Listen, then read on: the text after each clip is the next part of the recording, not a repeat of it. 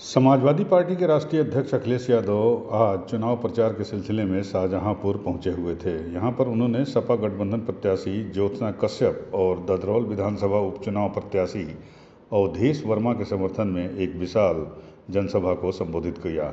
इस दौरान अखिलेश यादव ने बीजेपी पर जमकर निशाना साधा।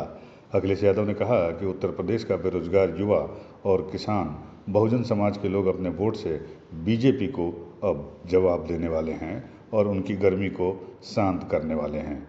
बीजेपी के मंगलसूत्र पर दिए गए बयान पर अखिलेश यादव ने तंज कसते हुए कहा कि बीजेपी के कई दिग्गज नेताओं की किस्मत में तो मंगलसूत्र है ही नहीं और न वो मंगलसूत्र का मतलब भी जानते हैं।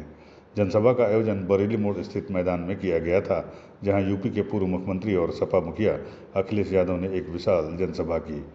समाजवादी पार्टी ने यहां लोकसभा चुनाव के लिए ज्योत्सना कश्यप को और ददरौल विधानसभा उपचुनाव के लिए अवधेश वर्मा को अपना प्रत्याशी बनाया है।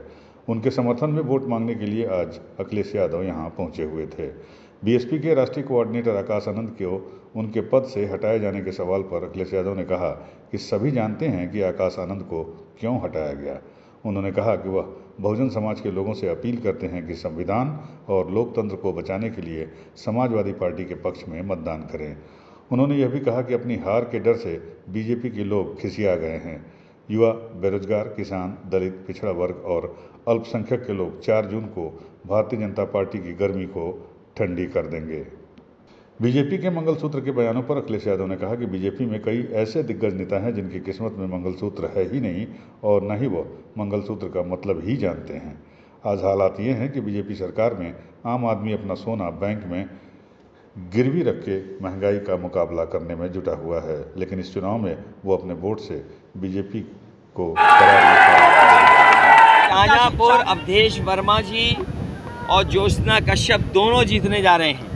आपको पता है जिस समय मेयर का चुनाव था कैसे भागे भागे घूम रहे थे, हमारे प्रत्याशी को ही ले लिया, सोचिए। और जब ये हारने लगे तो आपने संभल में नहीं देखा, पुलिस को आगे कर दिया। आपने बदायूं में नहीं देखा, पुलिस को आगे कर दिया। आपका पड़ोस का इलाका है। आप मैनपुरी में नंगा नाच करने लगी इनकी सरकार, जहां पर लाखों वोट से पहले हारे थे। और सोचो लाखों, इसलिए हम अपने कार्यकर्ताओं को सावधान करने आए हैं कि वोट के दिन सावधान रहें, अपने बूथ की रक्षा करें और मतदान करें। आप बेहतर उन बातों को समझते हो, उन बातों को आप बेहतर समझते हो जो आप कह रहे हो।